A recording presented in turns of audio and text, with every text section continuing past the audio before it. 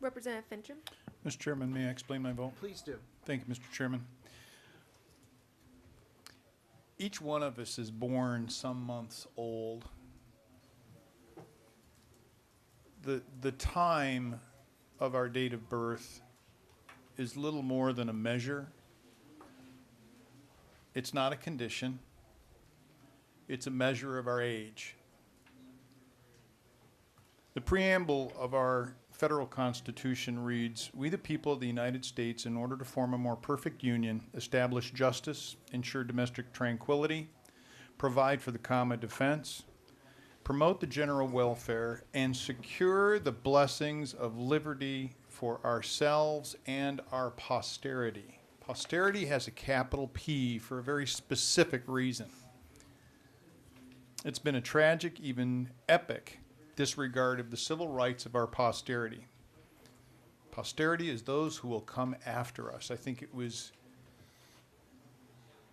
inspired genius of the framers of our Constitution to see to it that we took great care of the future for our children and for our children themselves.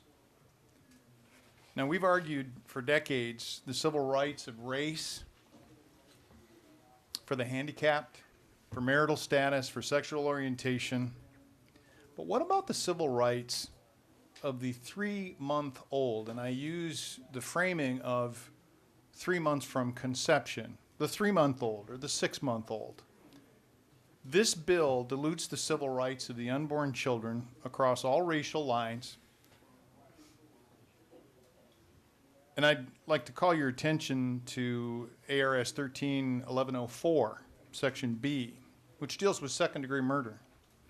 An offense under this section applies to an unborn child. We even recognize the status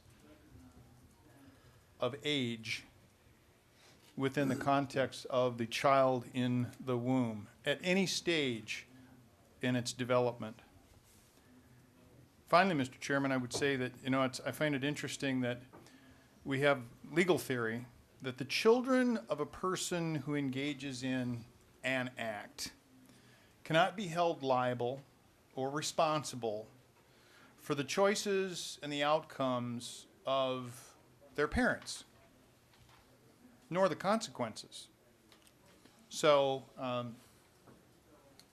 Chairman, I just cannot support anything like this that would diminish the rights and the protections that we give our children. So with that, I'm a no.